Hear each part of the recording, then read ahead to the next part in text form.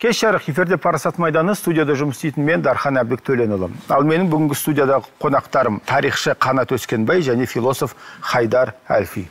Қош келдіңіздер. 1258 жылы 10 ақпан күні Хулагу, Моңғолдың ханы, қолбасшысы, Шыңғыс ханның немересі ғой, Бағдатты алады. Бұл үлкен жорық аясында болады. Бұл жорықтың тарихта қалған негізгі үш басты маңызы. Біріншіден, Моңғол әскері исмаилиттерді, ассасиндарды талқандайды. Атақты жаңағы жалдамалы адам өлтіретін адамдарды тәрбиелеген орден. Екіншіден, Бағдатты алып, Бағдаттың кітапханасын өртейді. Сосын үшіншіден, мәмлүктер, бейбарыс бастаған қыпшақ мәмлүктер кетпуға бастаған Моңғол әскерінің тасталқан шығарып қиратады. Осы жорық барысында болған оқиғалар. Талқылайтынымыз осы, бірақ алдымен дәстүр бойынша қысқаша бейнематериал тамашалап алайық. 1258 жылы 10 ақпанда татар-моңғол әскерлері мұсылман мәдениетінің орталық саналатын Бағдатты басып алды. Бағдат сол кезеңде халық саны 800 мыңға жететін әлемдегі ең ірі қалалардың бірі еді. Константинополь мен Византияны алмағанда еуропалық астаналардың көбісі Бағдатқа татымады. Хулагу бастапқыда қаланы қиратқысы келмеді, бірақ соңғы Аббасид халифасы Әл-Мустасим көшпенділерге бағынбады. Оның кеңесшілері Бағдат сияқты үлкен қаланы алу мүмкін емес деп санады. Мойынсұнушылық болмағаннан кейін моңғолдар қаланың тасталқанын шығарды. Әскердің түсінігінде құндылығы жоқ нәрсенің бәрі өртеліп тегірге лақтырылды, ал халқы құлдыққа алынып өлтірілді. Бағдаттың қирауымен ислам әлемінің зияткерлік орталық жойылды, ал іс жүзінде жалпы өркениет күйреді деуге болады. Өйткені ислам мәдениеті ол кезеңде еуропалық мәдениет пен ғылымнан әлде қайда алда еді. Әңгімені тарихтан бастайық. Неліктен бұл жорық бүкіл сол кездегі европалық және ирандық дерек көздерінде сары крест жорығы деп аталады? Жалпы бұл жерде өркениеттер қақтығысының сол кездегі бір нұсқасы жүрген анық. Мысалы, крест жорығы бұл христиандардың Иерусалимді тартып алу жорығы. Соны желеу еткен әрине. Ал бұл жердегі жаңа Хулагудың Бағдатты шабуыда, мына жағдағы түрк әлемінің, немесе тіпті сол Хулагудың әскерінің ішінде армяндар болды, грузиндер болды. Мәселе сонда, франк рыцарлар. Олардың бәрде крестшілер. Франктар, армяндар, грузиндар. Демек, христиан әлемінің өкілдері осы жорықта Хулагуды қолдайды. Хулагудың жағына шығады.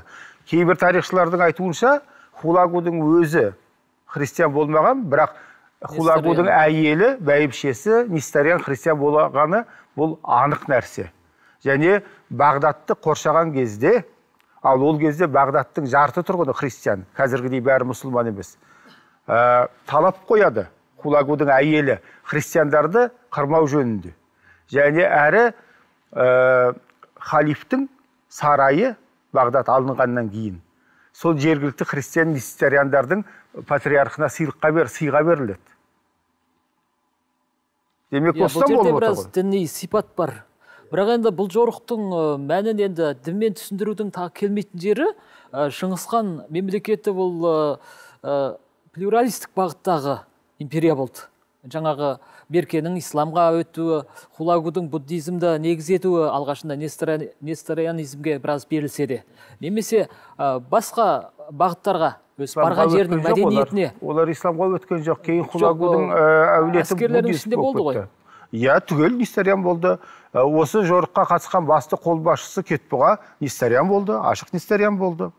Және бұл жерде жаңағы Шыңғыс ханның әулетінде бір керемет діни төзімділік болды деп айта алмаймын. Өйткені қақа, есіңізде бар ғой, жалпы мөңкені таққа отырғызған Берке 1251 жылғы құрылтай кезінде қолдау көрсетіп.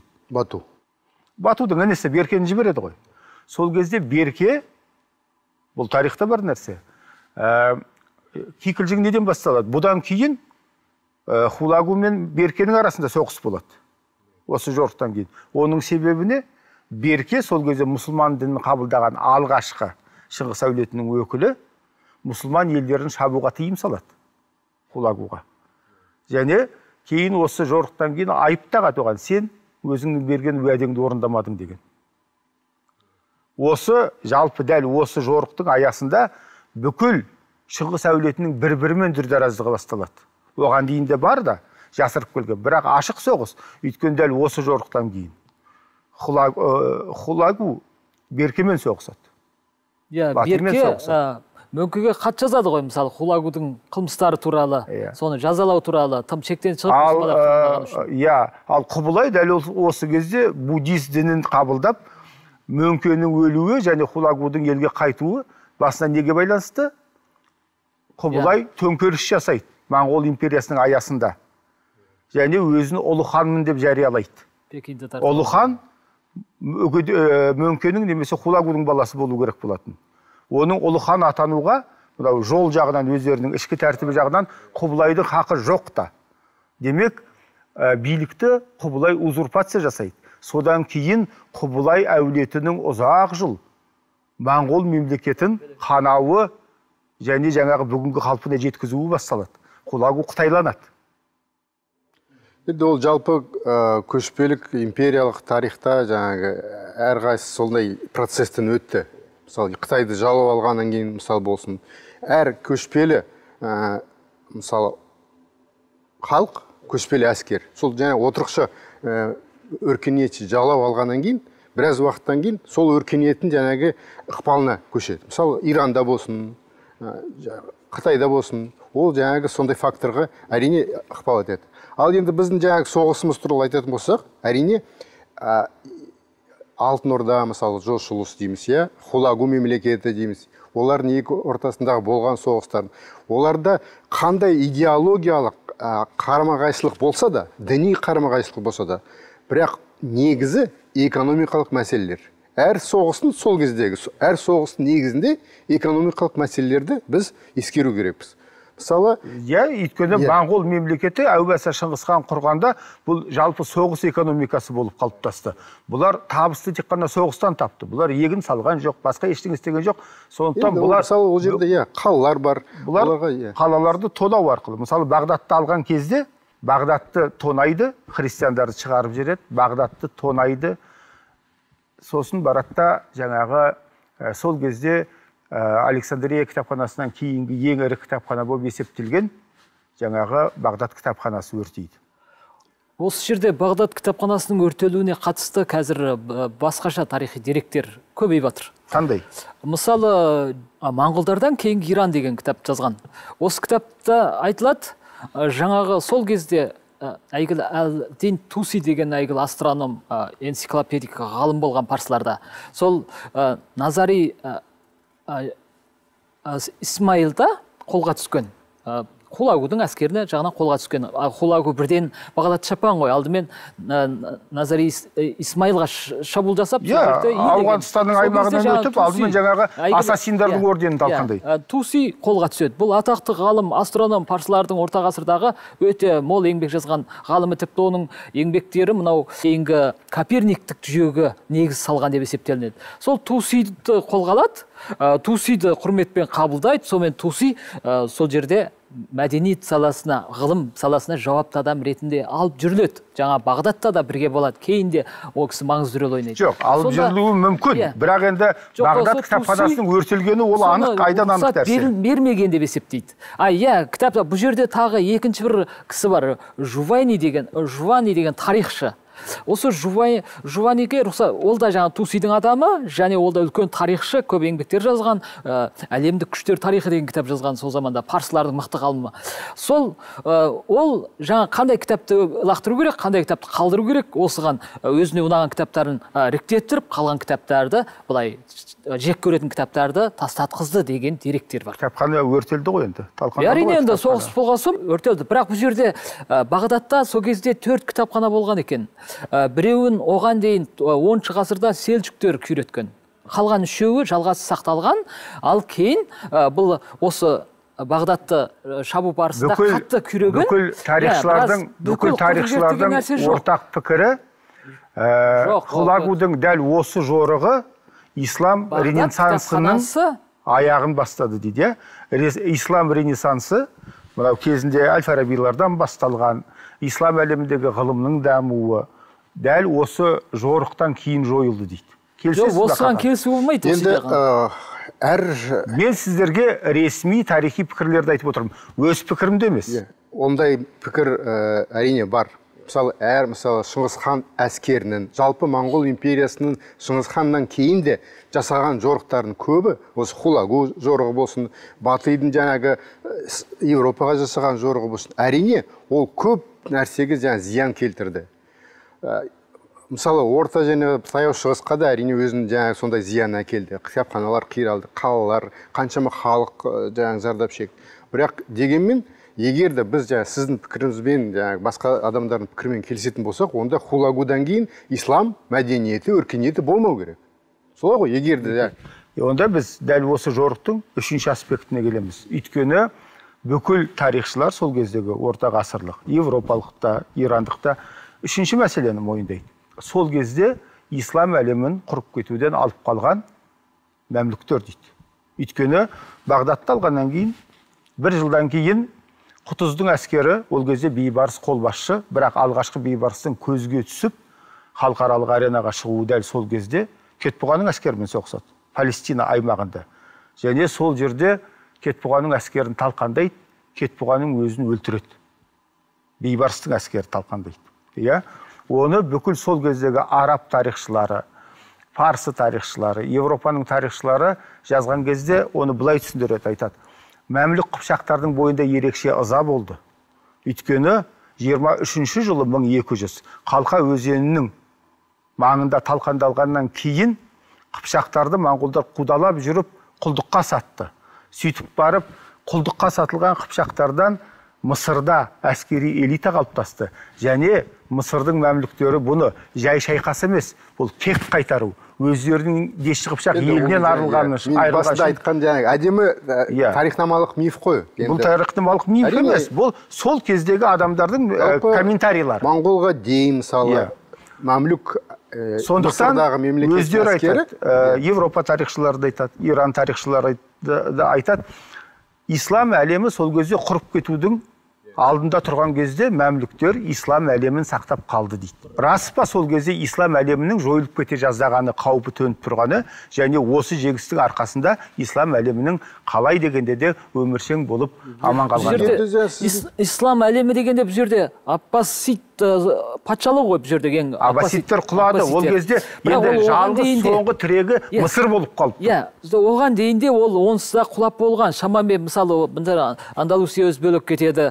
Мұн жақта жаңа күштер шығады, Дели сұлтанның жағынан күшейеді. Яғни бұл жерде Бағдаттың айналасынан басқа оның үлкен бір үрелі болмайды. Ал мына жақта Мекке, Медине жағы өз алдына бір тыныш әлем ретінде, діни әлем ретінде өмір сүре береді. Әрине Шыңғыс ханның әскері о жақтарға қарай өтпейді, құмнан өтпейді.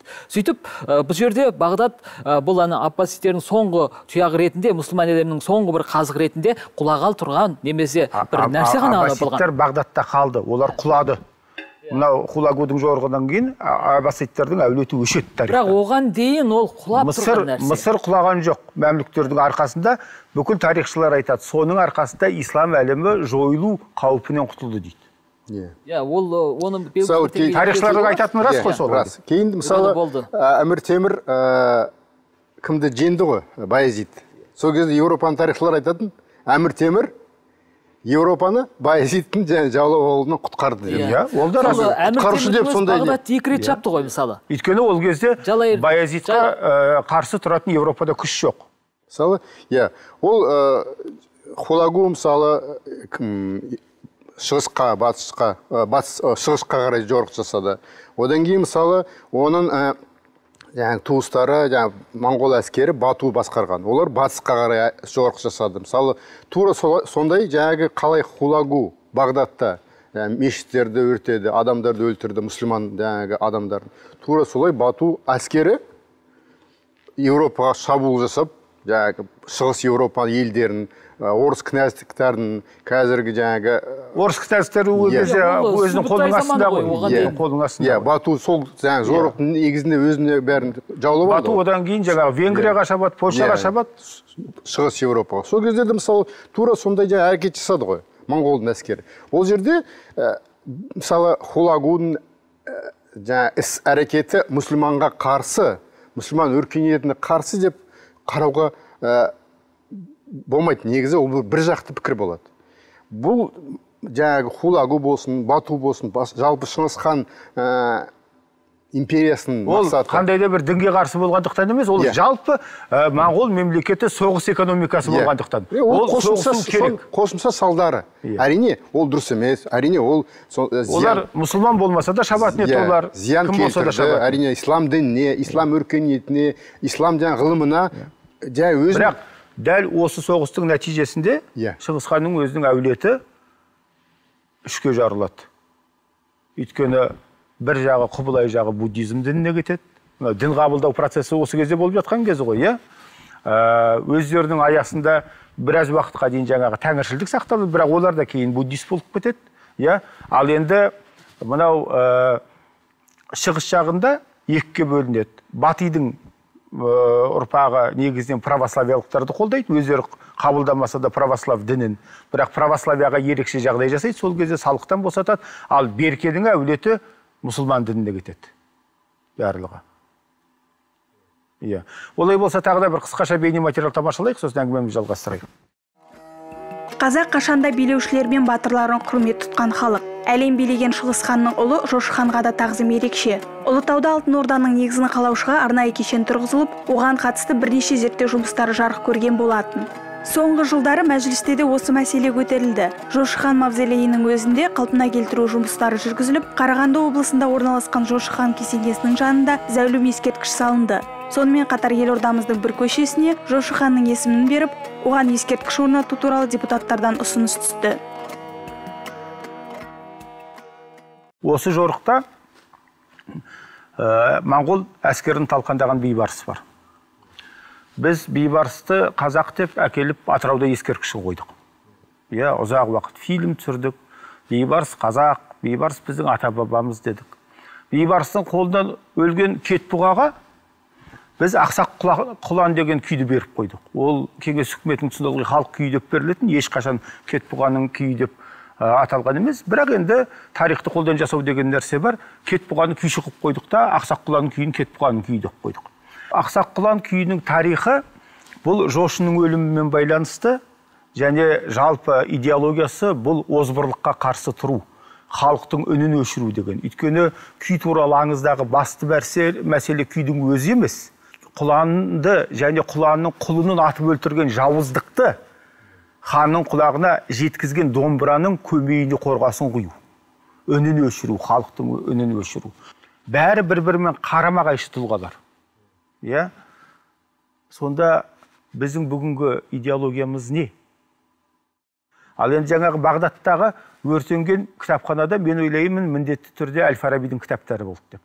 Болды, әрине. Әл-Фарабидің кітаптары сол жерде өртеліп кеткен, болуы мүмкін, өртеніп кеткен. Біз енді Әл-Фарабиді қазақ деп былтыр оның тойын өткіздік. Сонда біздің рухани қарақшы бағдарымыз кім? Бұл тарихи тұлғалардың мәлім біреулеріне ерекше сәуле түсіріп, ал қалғандарын қаралап жіберуге болмайды деп есептеймін. Әрқайсының өз тарихи орны, рөлі бар. Мен ешкімді қаралап отқан жоқпын. Керісінше, біз неге біреуді қолдан дәріптейміз, қолдан көсем жасаймыз деп отырмын. Мәселе сол жерде, ондай жасауға болмайды, яғни біреуге тым артық сәуле түсіріп жіберуге болмайды. Мәселе бұл жерде тарихи концепцияда.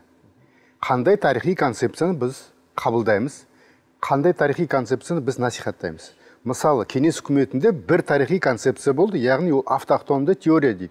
Осында қалыптасқан көне заманнан арғы жаңағы бейғазданды бай мәдениеті кезінде қола дәуірінде қалыптасқан халық осы 40 ғасыр бойы қалыптасып, соңында қазақ халқына жаңағы жалғасты. Бұл кеңес үкіметінде қалыптасқан концепция. Сырттан халықтар келеді, жаулап алады, сінеді. Осында жаңағы осы халықтың ішіне сініп, осы халықтың мәдениетін, тұрмысын, тілін бәрін қабылдайды. Сол кеңестік концепция бойынша Шыңғыс хан әскері, сол кездегі моңғолдар көп емес, келді, қыпшақтарды жаулап алды, Хорезмшахтағы мемлекеттің қалаларын бәрін жаулап алды. Бірақ олар көп болмағаннан кейін, осы жаңағы қыпшақтардың ішінде қыпшақтанып, түркіленіп, осы елдің, осы халықтың мәдениетін қабылдап, 100 жылдан кейін сол сынып кетті де қыпшақ болып шықты. Ол жаңағы атақты Аль-Умари деген араб ғалымы, сондай өзінің бір сөзі бар. Қақа, сіз ғылыми тұрғыдан айтып отырсыз, мен сізбен ғылыми тұрғыдан толық келісем. Менің айтып отырғаным тарихты саясатқа айналдыру. Ол енді мен қазір мысалы соған жетейін. Оның барлығы түсінікті ғылыми тұрғыдан, бірақ егер бізде ғылым болса, егер бізде тарих ғылым болса, мен оған дауласпас едім. Мен сізге былай жауап берейін бұл жөнінде. Мысалы, мен осының бәрін айтып отырған себебім, 91 жылы біз бәріміз білеміз, кеңес үкіметі ыдырады, Қазақстан Республикасы өзінің тәуелсіздігін жариялап, тәуелсіз ел болды. Тәуелсіз елге жаңа тарих керек, жаңа идеология керек, жаңа тарихи концепция керек. Бұрынғы концепцияның бәрі дұрыс емес дедік. Кеңес үкіметінің концепциясы дұрыс емес. Жаңағы кітапхананы өртемесек те, бірақ сол кітапхананың кітаптарын бәрін біз керек жоқ дедік. Өртейміз дедік пе, макулатураға тапсырамыз. Бізге керек емес. Бізде жаңа кітапхана болады дедік. Бірақ бізде жаңа кітапхана қалыптасқан жоқ. Бізде жаңа идеология, жаңа концепция жоқ. Неменеге сүйенеміз? Бұрынғы концепцияға сүйендік. Енді барып, мысалы, 20 жыл өтті, 30 жыл өтті. Біздің жаңа билігіміз айтты, болды енді, 30 жыл өтті, әбден экономикамыз күшейді. Енді концепциямызды, идеологиямызды ойлайық. Тарихымызды бізге қарай бұрайық, нетейік дейді. Сол кезде жаңағы неменеге сүйенеді? Біз өзіміз тәрбиелеген, өзіміз дайындаған тарихи мектебіміз әлсіз. Тарихи кадрларымыз әлсіз. Неменеге халық сүйенеді?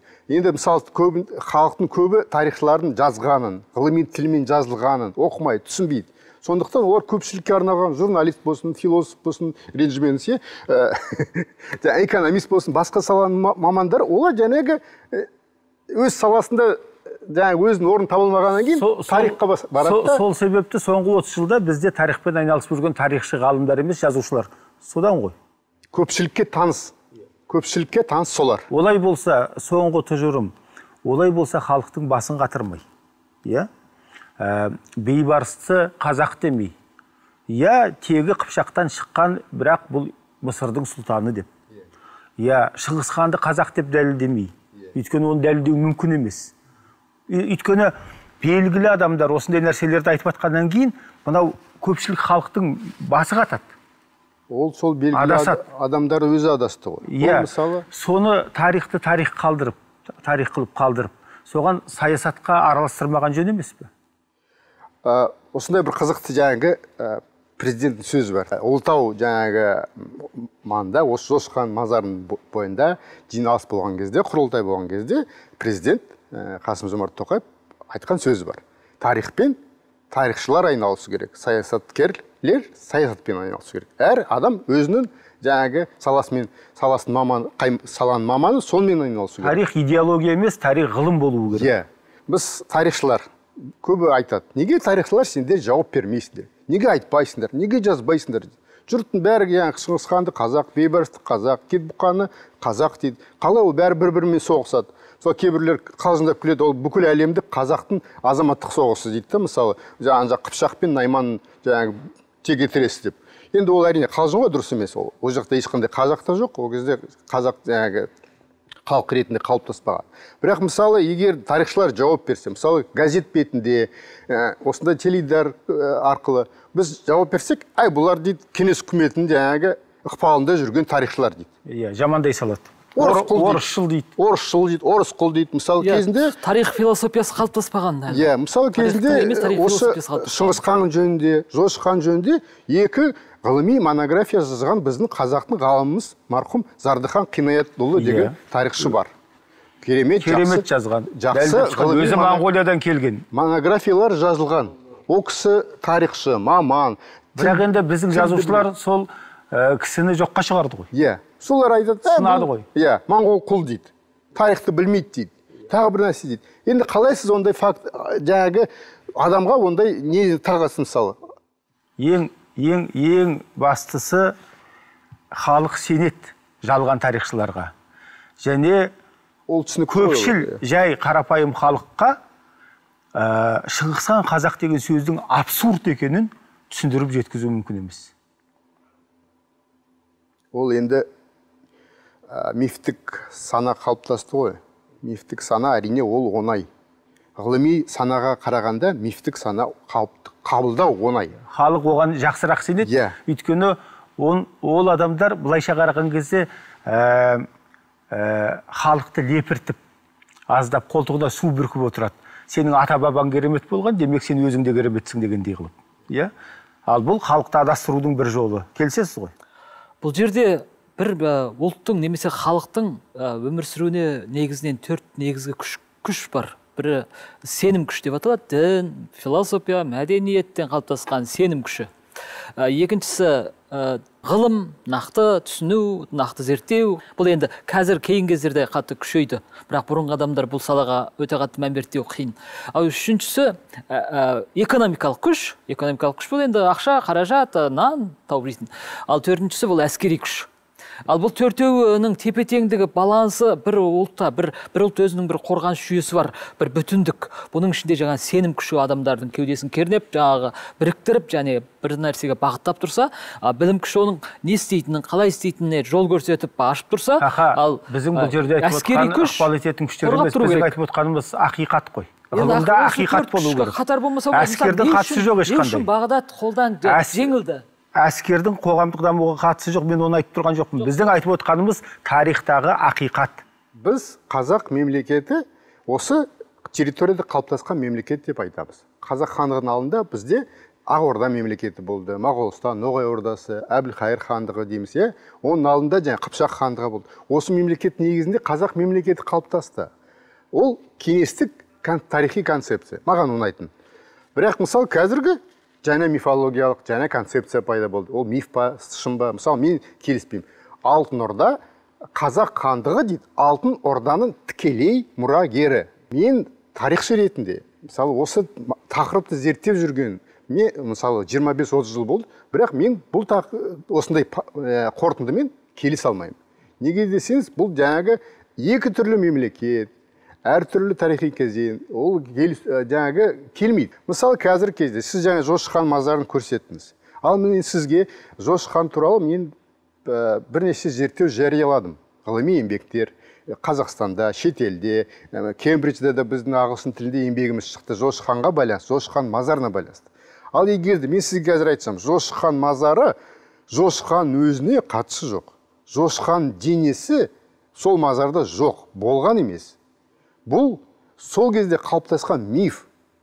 Жошы ханға ешқандай мазар қойылған жоқ. Бұл мазар Жошы, жаңа Шыңғыс хан ұлы Жошыға қатысы жоқ десем, мысалы, маған ешкім сенбейді. Сен дейді, неше түрлі сөз айтып, келіспейді. Қалай? Сондықтан біз жаңағы бұл жай бос сөз болмау үшін біз зерттеулер жүргіздік. Әртүрлі зерттеулер. Тарихи зерттеулер, археологиялық, архитектуралық, жаңағы радиокарбондық зерттеу жүргіздік. Шетелге Жошы хан мазарында 3 жерден ағасын жаңа қалдықтарын алып, шетелге Аризона университетінде экспертизаға жібердік. Олар ол жерде бос сөз емес, ол нақты факт. Жошы мазары қай уақытта салынғаны, қалай салынғаны, қандай ағаштан, оның жаңа уақытын бәрін көрсетіп береді. Соның бәрін айтсақ та, келтірсек те бізге мысалы сенбейді. Өйткені қоғамға жаңағы патриоттық мифтар керек. Олай болса Парасат майданына келіп пікір салысқандарыңызға рахмет. Біздің бүгінгі хабарымыз осымен тәмам. Ал соңында дәстүрлі цитата. Оны айтқан ұлы орыс жазушысы Лев Николаевич Толстой. Жаңағы патриотизмге қатысты.